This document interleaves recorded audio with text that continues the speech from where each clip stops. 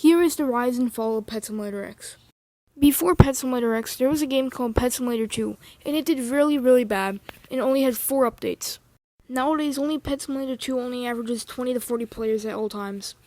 Anyway, Preston actually released a new game called Pet Simulator X, and everybody was so happy about it, and plenty of videos were released.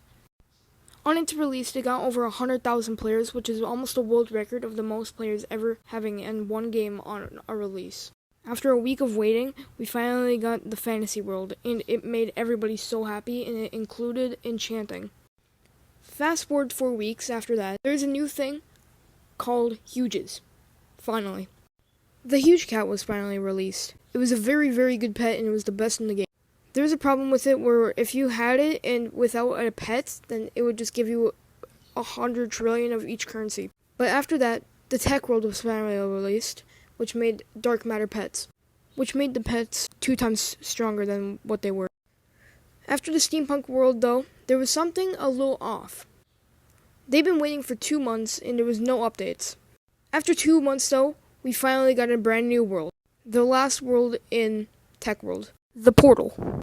Then we got the Void, and then we got the Axolotl World, and then the Pixel World. Is this like a dream or something? Yes, because there was no updates for another 3 months. And then we got a random update of Cat World for some odd reason.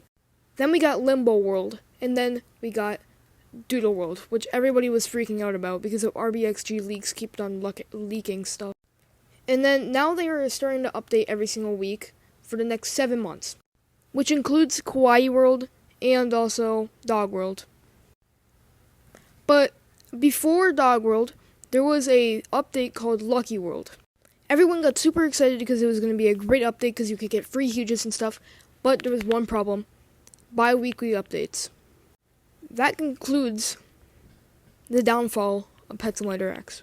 3 months before that, RBXG leaked something a little bit different than normal. A brand new game called Pet Game, which is not going to be the official name, but it's going to be called Pet Game. Everyone didn't think much about it, but when they released bi-weekly updates, everybody started talking about it. A couple months later, after introducing Dog World and stuff, they released Yeet World. But 2 weeks after that, there was no update. Or aka 9 days ago. Preston tweeted out this. Just a PNG and stuff about 9s, but it doesn't really have to do anything, and I think that means that it's coming out on September 9th. I think that's a weekday, and I don't think that Preston would release it on August 9th because that's today, the time I'm recording this. And also, that's not a weekday, and I don't think Preston would release it not on a weekday because everybody's at school, not on a weekday. The thing is, Pet Simulator X used to get over 1 million people online all at once after an update.